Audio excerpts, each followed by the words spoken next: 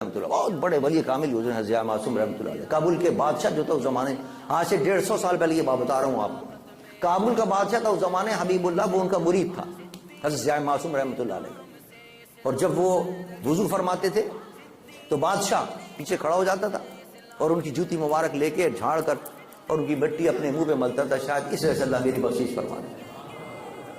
کیسے کیسے بادشاہ گزرے، اولیاء کا ادب کرتے تھے، علماء کا ادب کرتے تھے، ان کی بات مانتے تھے، اللہ نے ان کو عزت عطا فرمائی۔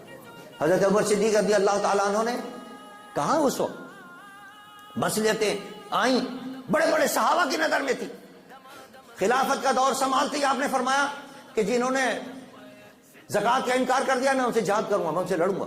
جو مرتد ہو گئے کہتے ہیں زکوٰۃ ہم نہیں دیں گے، میں ان سے لڑوں گا، جہاد کروں گا۔ جو ختم نبوت کا انکار کر رہے ہیں میں ان کے بھی لڑوں گا، جہاد کروں گا۔ حضرت عمر نے کہا ابو بکر نیا نیا تم نے عہدہ سنبھالا ہے، اور جب نئی حکومت سنبھالتے ہیں بڑی مشکلات ہوتی ہیں، بڑے مسائل ہوتے ہیں، بڑی پریشانیاں ہوتی ہیں، پہلے چھوٹے موٹے مسئلے حل کر لو، لڑتے رہیں گے ہم بعد میں جہاد کرتے رہیں گے۔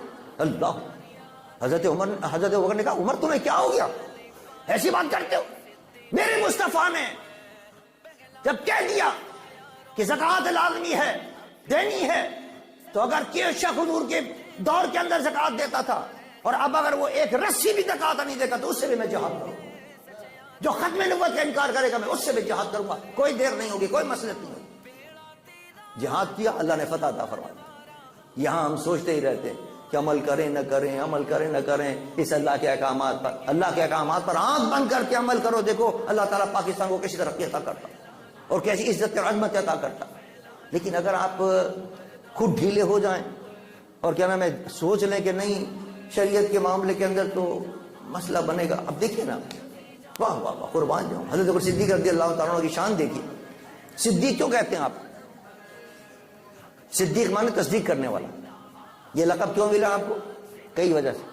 سب سے پہلے تصدیق کیا آپ نے میرے مصطفیٰ پر، ایمان لائے، سب سے اس لیے بھی صدیق آپ کو کہتے ہیں۔ اور دوسرا صدیق اس لیے بھی کہتے ہیں کہ جب معراج پہ حضور تشریف لے گئے اور جب میرے مصطفیٰ واپس آئے تو صبح ہی صبح آپ نے اعلان فرما دیا بھائی میں رات کو مسجد حرام سے مسجد اقصیٰ گیا، وہاں میں نے امامت کی، تمام جتنے نبی اور رسول تھے ان سب کی میں نے امامت، اور اس کے بعد پھر میں پہلے آسمان پہ گیا، پہلے آسمان سے فلاں نبی سے ملاقات ہوئی، دوسرے پہ فلاں نبی سے ملاقات ہوئی، تیسرے پہ ساتواں آسمانوں پہ نبیوں سے ملاقاتیں کرتے، پھر میں جنت میں گیا، پھر میں نے دوزخ دیکھی، وہاں جو عذاب ہو رہے تھے وہ دیکھے، جنت میں جن لوگوں کو انعام و اکرام سے نوازا جانا تھا ان کے محلات دیکھے، عمر کا محل بھی میں دیکھ کے آیا ہوں۔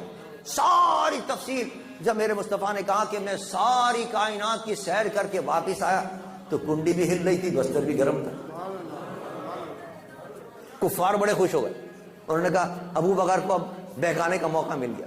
ابو بکر کو بڑا چہیتا ہے وہ نبی کا اور ان کی ہر بات پر اپنی جان دے دیتا ہے، وہ کہیں گے بھائی عقل میں آنے والی بات ہے، کوئی تمہارا نبی یہ باتیں کر رہا ہے۔ سب دوڑے دوڑے پہنچ گئے صبح ہی صبح، حضرت ابو صدیق کے دروازے پہ دستک، میں بھائی صبح ہی صبح تم کیوں آ گئے، کیا مسئلہ ہے؟ ان کا ایک بڑی ہم بات کر رہی ہیں آپ سے، آئیے۔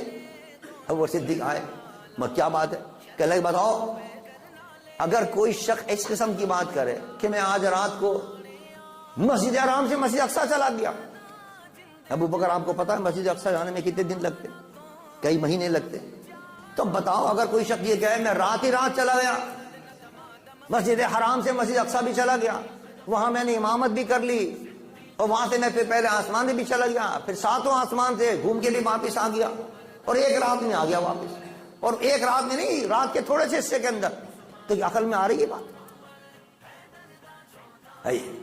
ابو صدیق نے کہا بات تو عقل میں نہیں آ رہی، لیکن یہ بتاؤ کہاں کس نے ہے یہ بات، کس نے کہی ہے یہ بات؟ چلے بھائی وہ تمہارے نبی جن پہ تم ایمان لائے انہوں نے یہ بات کی، کہ اگر میرے مصطفیٰ نے اگر یہ بات کی ہے تو میں ایمان لاتا ہوں، جو کچھ کہا انہوں نے سچ فرمایا، اللہ کی راہ کے اندر خرچ کرو۔ ابو بکر صدیق نے سارا مال اللہ کی راہ کے اندر دے دیا۔ حضور نے پوچھا ابو بکر کیا چھوڑ کے آؤ؟ یا رسول اللہ، اللہ کے رسول کے سوا کچھ نہیں چھوڑا کر کے اللہ کے محبوب بن گئے۔ تو جو انسان خرچ کرے گا اللہ کے لیے، اللہ کے دین کے لیے، اللہ اس کے مال میں برکت پیدا کرے گا۔